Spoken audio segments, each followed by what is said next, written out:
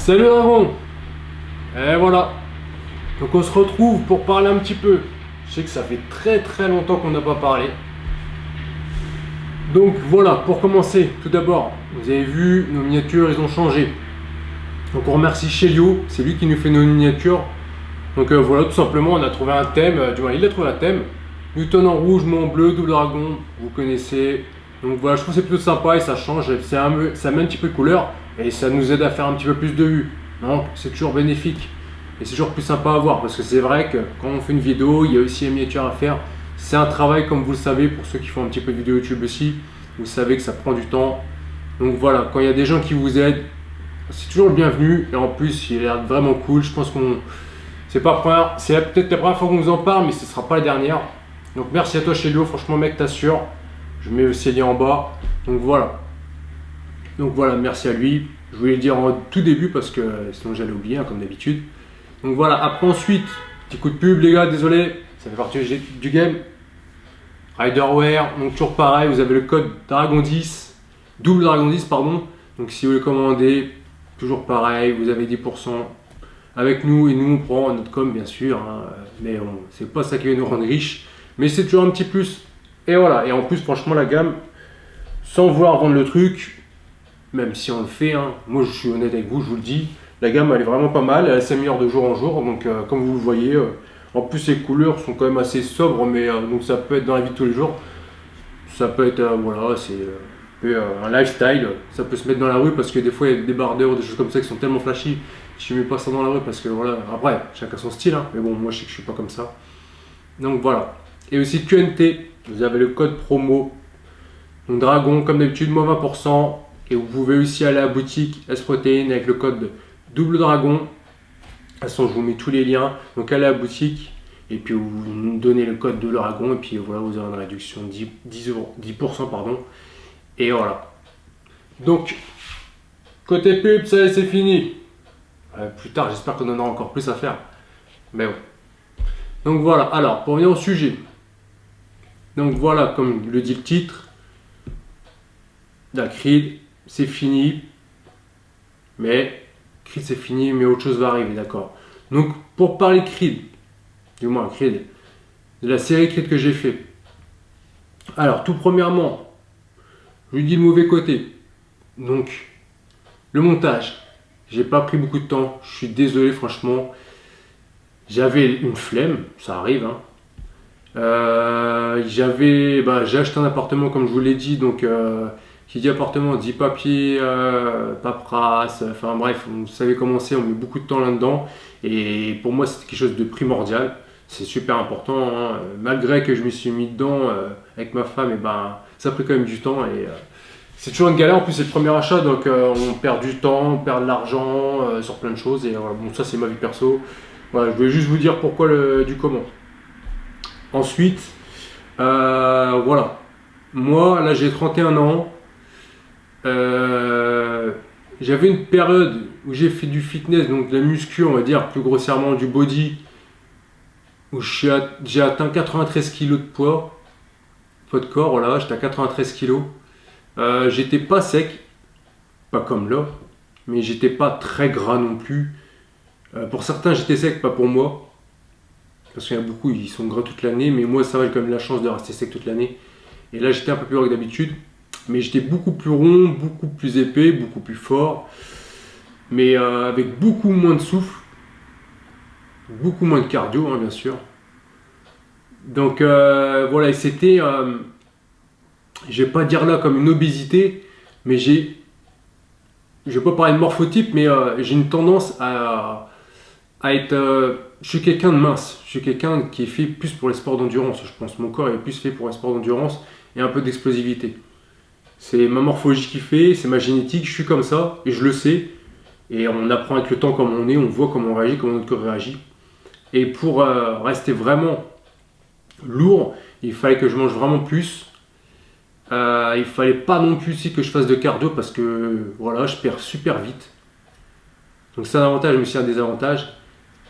Et pour moi, c'était un surpoids. Alors j'étais beaucoup plus volumineux, beaucoup plus épais. Donc mauvais côté, Déjà pour s'habiller, c'est une galère. Après, deuxièmement, moi, comme je vous l'ai dit, j'ai pas une morphologie à être énorme. Donc c'est une sorte d'obésité, hein. C'est un surpoids. C'est un poids que je subis en fait dans la vie de tous les jours.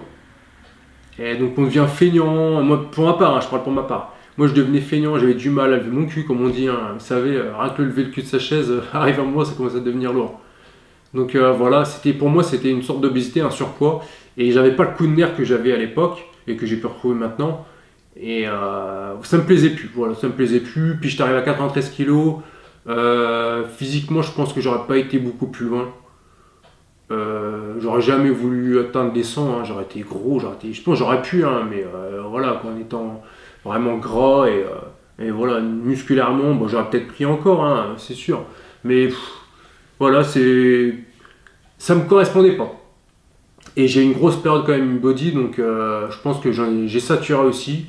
J'avais marre des entraînements, d'attendre de 2 à 3 minutes, voire 5 pour des séries vraiment lourdes. C'était plus ce qui me correspondait.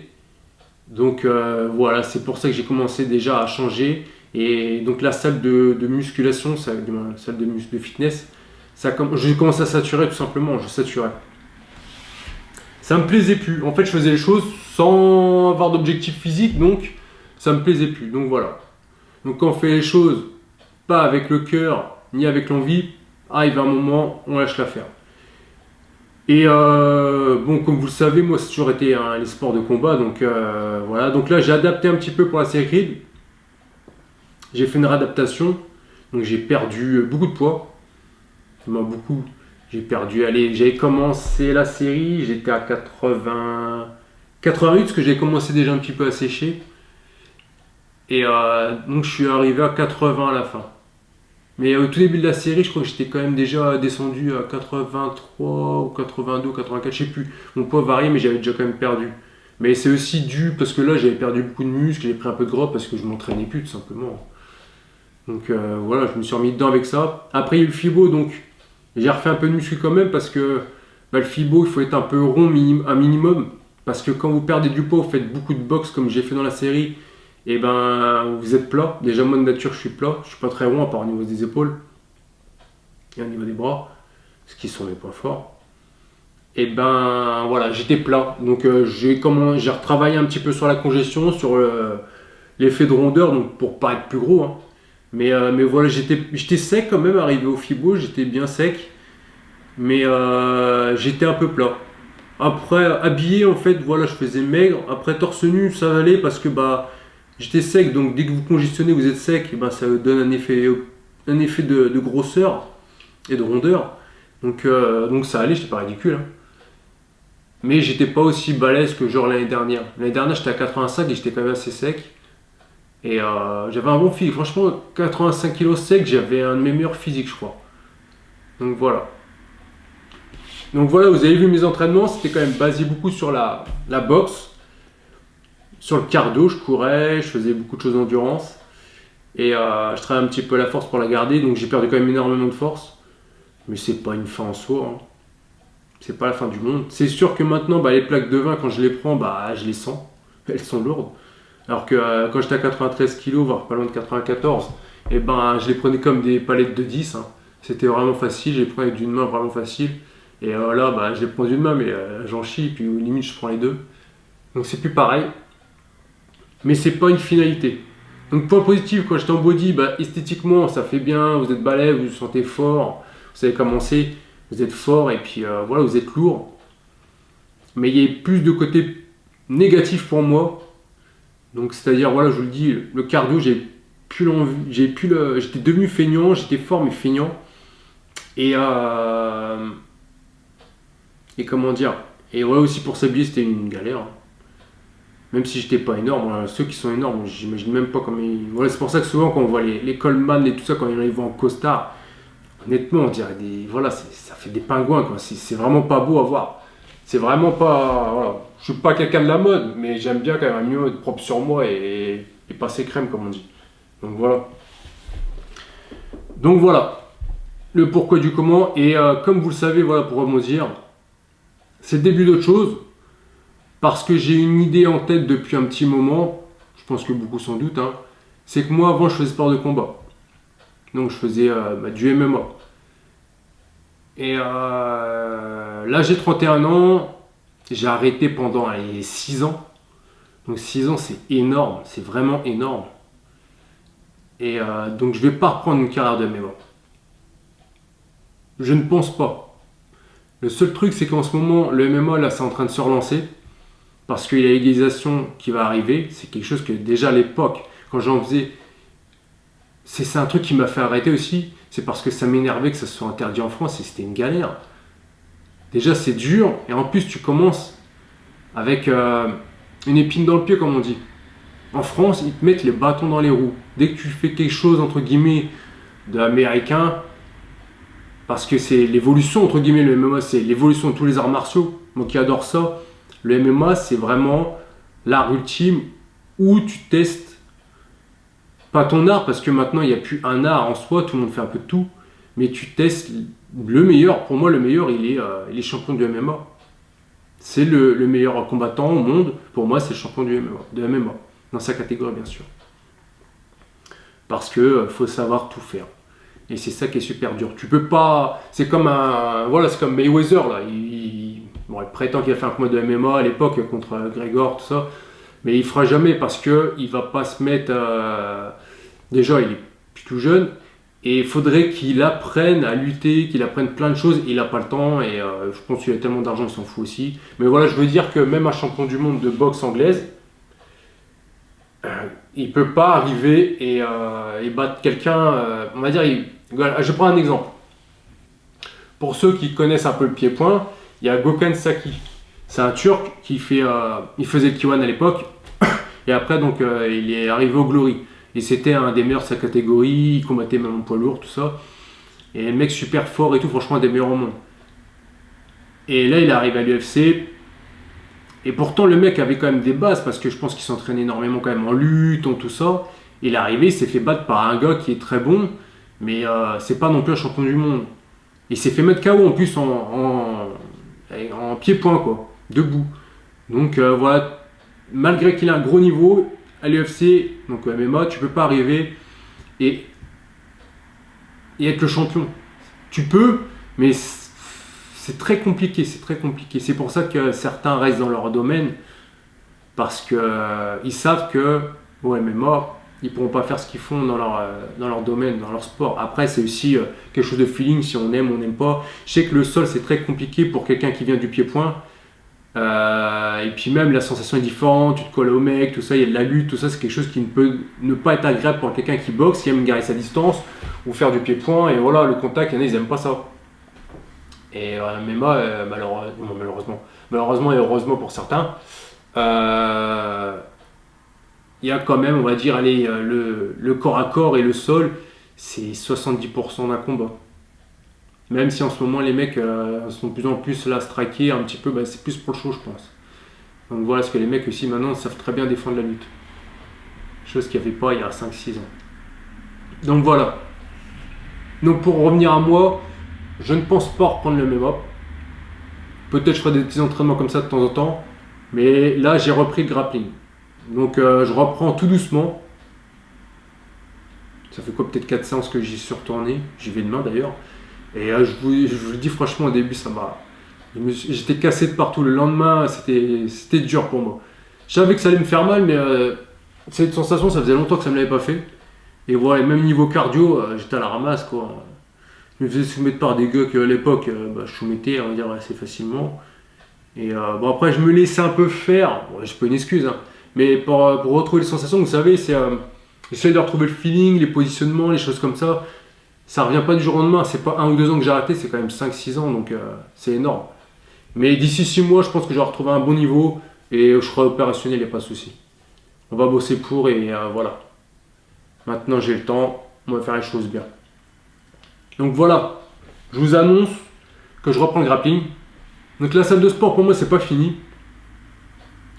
Je vais faire des entraînements qui sont adaptés. Donc dites-moi si ça vous intéresse.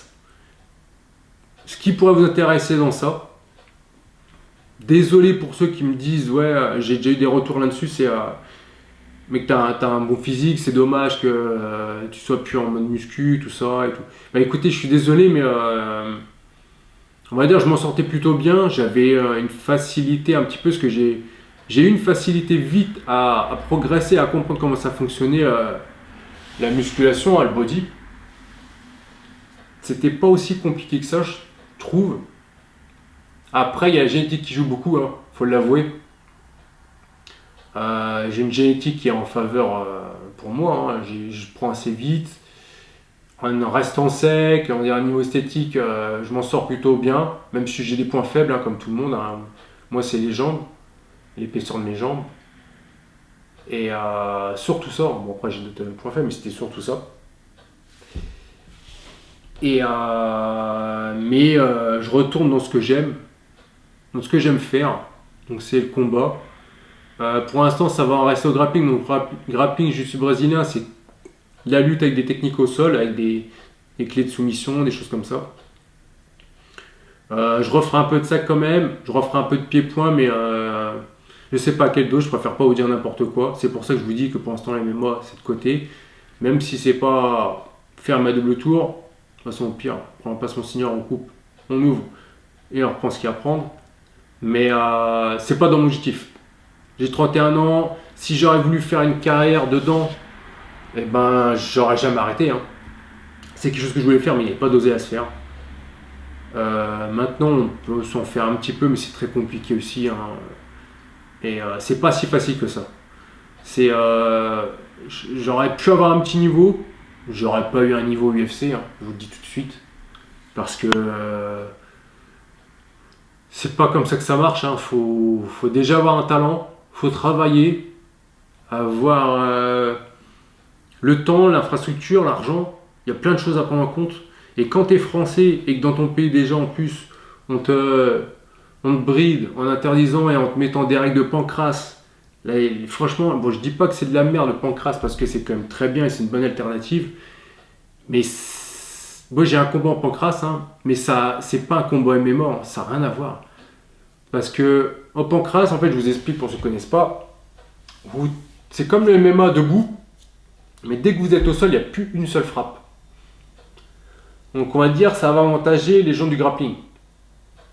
Parce que le mec, il peut vite se laisser tomber, aller au sol, et il sait qu'il ne se fera pas taper. Parce que quand vous êtes en dessous le mec, et que vous le soumettez, faire une technique pour le faire abandonner, et qu'il ne vous frappe pas, ça va.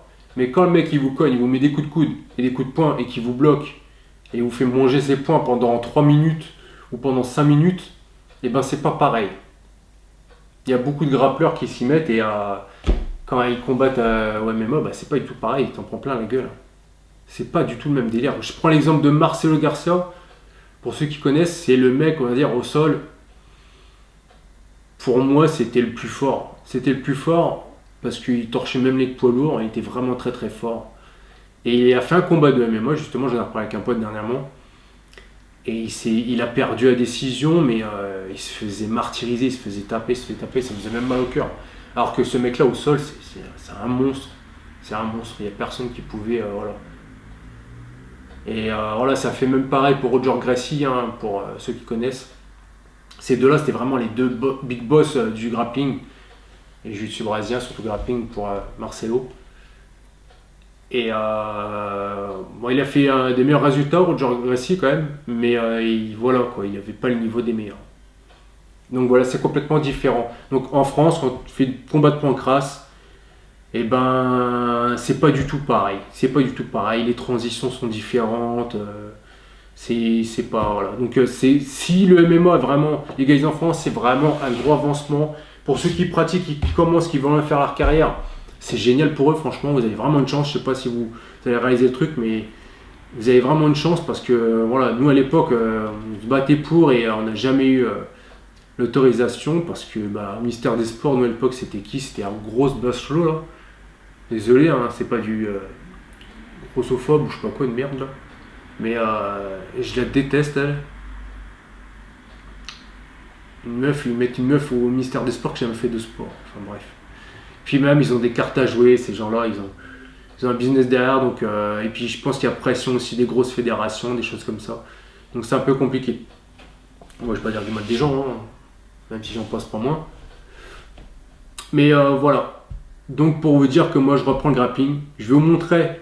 Je sais pas encore vraiment comment je vais montrer ça. Newton viendra filmer un petit peu, je pense, de temps en temps. En plus, là, la saison se finit. On a la chance qu'on va avoir une salle à nous l'année prochaine. Et ça, c'est cool. Donc, je pense que ce sera pas mal pour moi pour filmer. Je pourrais peut-être vous montrer quelques trucs, faire intervenir des collègues, des potes, mettre au jour des fighters que je connais et, qui méritent d'être mis au jour et qui ne sont pas, parce que ils sont pas trop médiatiques. Vous savez, bon, maintenant c'est différent, mais dans ce sport-là, dans les sports de combat, moi je sais que nous à l'ancienne, on n'était pas trop médiatique. La vidéo, le visuel, tout ça, c'était pas trop notre délire. Si on regardait les vidéos, c'est pour apprendre nous voir au combat et analyser un petit peu les choses, voir les défauts et voilà, comme tout. Mais on n'était pas trop là à se montrer. Pour moi, se montrer, c'était pas mon délire du tout. Là, je le fais maintenant, je m'y suis habitué et c'est très bien parce que je vois qu'il y a beaucoup d'avantages, mais quand on ne sait pas, à l'époque, on se filme pas, on n'avait rien à foutre.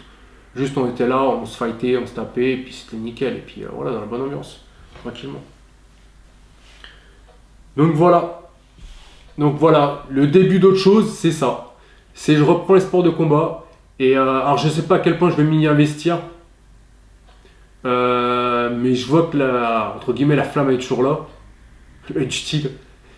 Même si c'est différent, c'est plus ma priorité, pas comme à l'époque. Maintenant j'ai d'autres priorités. J'ai plus le même âge. Hein.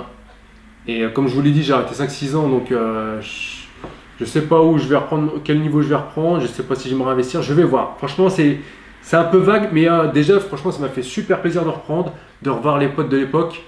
Et c'est un kiff, franchement, c'est toujours un kiff. Voilà, avant la séance, je vous le dis, j'ai pas besoin de booster. À la muscu, j'avais besoin de booster, sinon j'avais du mal à faire ma séance. Et là, pas besoin de booster pour moi. Je suis comme ça avant la séance. J'ai hâte d'y aller. Vous savez, comme quand on est gamin et on va à la fête foraine, et on est comme ça, on saoule les parents pour y aller. Et là, c'est exactement la même chose. Donc voilà, j'ai cette sensation et ça me fait plaisir. J'avais peur de ne pas la retrouver, je l'ai. L'effort il est dur. Les courbatures sont là, les blessures sont un peu là. Vous avez vu, tout à l'heure, je fais ça. Ça me fait un peu mal. Hein. C'est rien, ça fait partie des choses. J'aurai toujours une petite blessure, c'est comme ça que ça marche quand on fait les sports de combat. Toujours une petite blessure à droite à gauche. Le confort, on le trouve dans l'effort. C'est quelque chose qui me parle plus. On va dire voilà. Mais je pense que j'adapterai aussi mes entraînements, je vous montrerai comment je fais. Donc je ne sais pas encore comment je vais tourner ça, hein, même si je me répète, je vous le dis. Dites-moi si vous avez des idées, tout simplement. Dites-moi ce que vous voulez que je vous montre. Si de temps en temps vous voulez que moi ou des collègues à moi vous montrent des techniques, des choses simples, qui peuvent être ludiques. Après, voilà quoi. Nous on va pas. Je vais pas faire des organisations de combat et tout le tralala ou je sais pas quoi. C'est pas mon délire. Moi j'ai envie de vous montrer vraiment le bon côté parce que c'est un sport qui. Déjà, je ne veux pas que vous mettez free fight. C'est horrible. Ne mettez pas free fight. Free fight, c'est ce qu'il y avait bien avant où il n'y avait presque pas de règles. Maintenant, c'est du MMA. Il y a des règles et c'est un sport.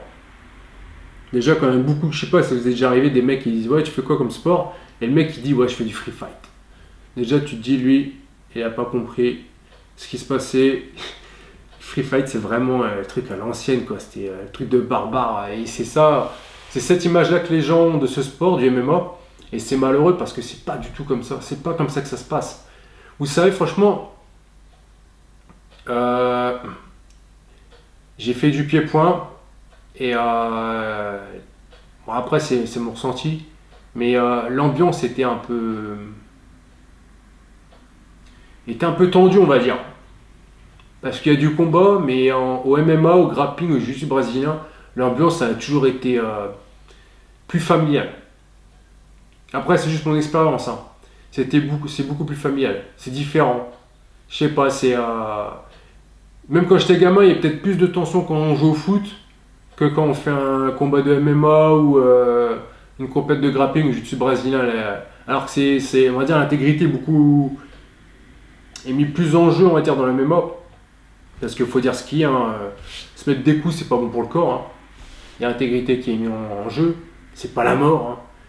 On va pas mourir, on va pas en mourir. Il y a toujours un risque, Mais franchement, depuis que ça a été créé, le MMA, je sais pas combien il y a eu de décès. Il n'y en a pas eu énormément, hein. Et tant mieux. Il y a eu plus de morts au foot ou des choses comme ça, hein. Il y a beaucoup plus de blessures. Le foot, c'est un des sports où il y a plus de blessures. Et voilà, là, c'est différent. En fait, il y a un grand respect. Je pense que c'est aussi dû aux gens parce que les gens qui pratiquent, ils savent que voilà, se prendre la tête, se bagarrer, déjà, ça donne une mauvaise image des choses. Et ils savent que ça peut aller très vite, ça peut vite partir en sucette en gros. Alors que généralement dans d'autres sports, comme moi je l'ai vécu dans le foot, il y a beaucoup sur le terrain, ça joue les guignols, ça joue les durs et tout. Et puis en fin de compte, à chaque fois, il n'y a rien. Les mecs sont là à jacter, à insulter, comme des gamines, quoi. Je vais faire mon macho, mais comme des femmes, ça piapiaille. Et puis en fait, derrière, il n'y a rien. Alors que, ouais, mais moi, voilà, tu sais que si tu joues le mal à quelqu'un, et mon gars, tu vas te taper avec. Et tu sais qu'il va faire du rendu, donc ça va pas être facile pour toi. Tu vas pas impressionner quelqu'un là-haut. D'accord? Donc voilà. Donc voilà, mettez en commentaire tout ce que vous voulez. Je vous réponds. Et on se voit très bientôt. D'accord?